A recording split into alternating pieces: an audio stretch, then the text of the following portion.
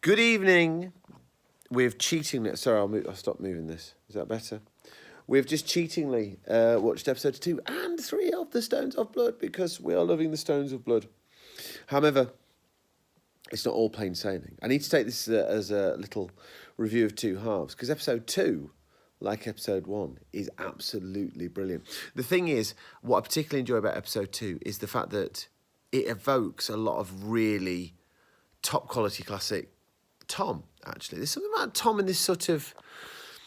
It's a bit Pyramids of Marzi, you know, English country home, but a little bit gothic-y, you know, mixing a little bit of a different, you know, unusual culture that we can tap into the sort of myths and legends of and really double down on that. I also really enjoy the fact that what we've got is a very, very, in episode 2 at least, tight group of actors, most of whom are female. And that feels... It feels relevant, but I think it could be more relevant. Do you know what I mean? I don't think the story is entirely tapping into that, and it feels quite vital. I like that. It's good, but I don't know. That could... Sorry? It's not really most. It's not really most what? Female. It's not most female, why? Because you've got the Doctor. The Doctor, K9. And then that stupid old Lord of the Hall. Yeah, but he gets killed, and that's my point. In episode 2, it's mainly the Doctor, Romana, Vivian Faye, and Amelia, and, you know, K9, who has a male voice, but he's K9, so he gets away with it. Sorry? K9 identifies as male? Maybe. Well, he certainly evokes male. Anyway, so I really like that episode. I think it's really, really strong. It's really, really good. I even can forgive the Stones not being of the best visual effect that the story's ever done, although I think it's a pity the story's called The Stones of Blood. Because if the story... Sorry?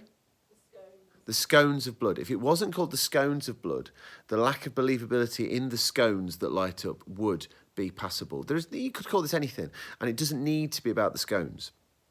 But anyway, that's by the by. Sadly, though, episode 3, things get a bit diluted, okay?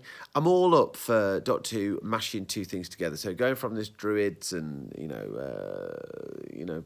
stone circles and all that, to a spaceship in hyperspace, I'm perfectly cool with that. But it can't be denied. The sets, you know, the model work lets it down. The sets go generic Doctor Who. They really evoke the arc in space. There's a Wirren, I like that. But the arc in space is, if you're going to start evoking the arc in space, you've got to be flipping good. It doesn't matter so much the country home, because country homes are country homes.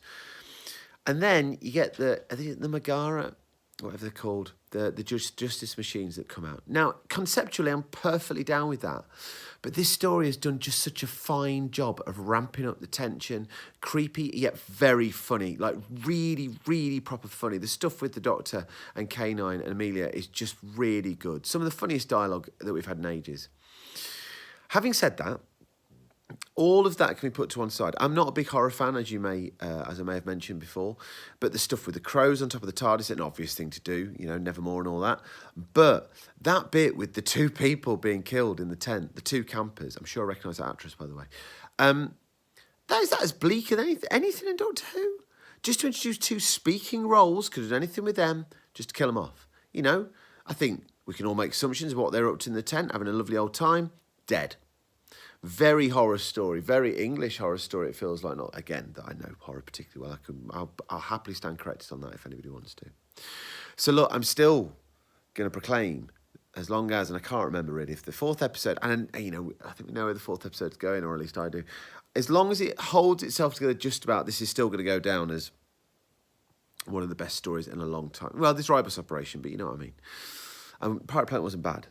But in terms of just that evoking really high quality Tom Baker Doctor Who, this is up there. This is up there. It just needs to hang itself together for the last episode. There's so many good things here. Proper good. Anyway, bye-bye.